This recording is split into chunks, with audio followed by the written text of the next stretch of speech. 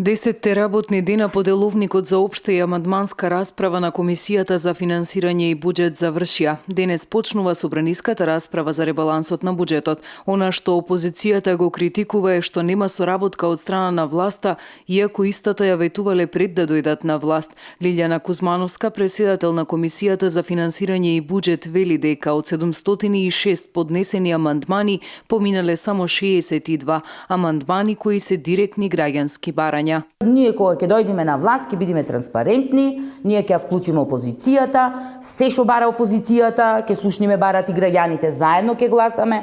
Затоа, за да може граѓаните да го видат нивниот лицемерен однос, дека едно се кога се во опозиција, друго на власт, ние дел од амандманите што беа нивни и недозавршени проекти, ги ставивме истите.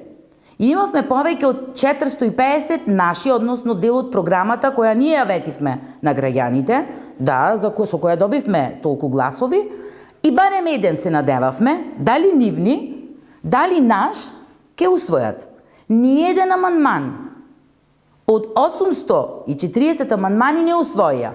Која е инклузивност? Која е заедничка градење на заедничка доверба? И кој е лицемерие дека тие до вчера викаја еден амандман, барем за битола да изгласаја. Економските параметри, вели Кузмановска, се важни при носењето на ребаланс или нов буџет. Во случајов нема ништо такво, туку само реализација на 4 предизборни ветувања, меѓу кои и субвенционираната плата од 12.000 денари, зашто нема законско решение. Субвенционирање до 12.000, значи тоа е притисок, значи ние како позиција нон-стоп пресови правевме. И по тој притисок го прават тоа.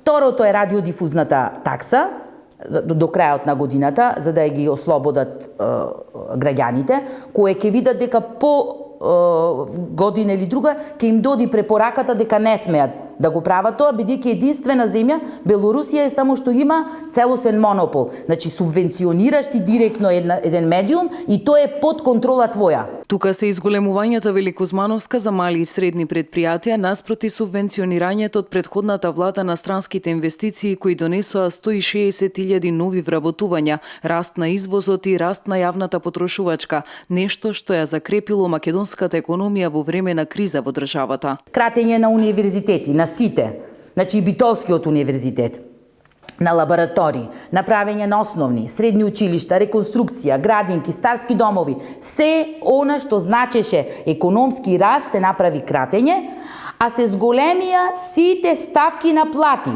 Плати во влада, плати за нови вработувања, плати во агенции државни, тоа не е економско водење на политика. Значи, не може да се лажи граѓаните и народот, да се вика дека имаме предимензиониран буџет, нереално креиран, а само 1,5% да се прави од тоа ревизија и тоа што се прави, да се прави за ново вработување, односно вработување на партиски кадри до крајот на годината. Не може тоа да се прави. Тоа не дава сигурност кај граѓаните. Нема ново покачување на пензиите, пензионерите да си го заборават тоа, нема ново покачување на социјалните надоместоци, тоа да си го заборават, значи ги става граѓаните во една несигурност. Според Кузмановска, оваа влада е поставена со неколку цели, а со своето непознавање на финансиско работење и економски стратегии за зајакнување на капацитетите, само ќе го раскрчми она што претходната влада со добри политики успеа да го подигне на едно високо ниво. Кузмановска како подкрепа на своите тврдења го посочи задолжувањето на државата во кус период откако седнаа на власт со нови 148 милиони евра наспроти 220 милиони евра од евроврзницата што им ги оставиле.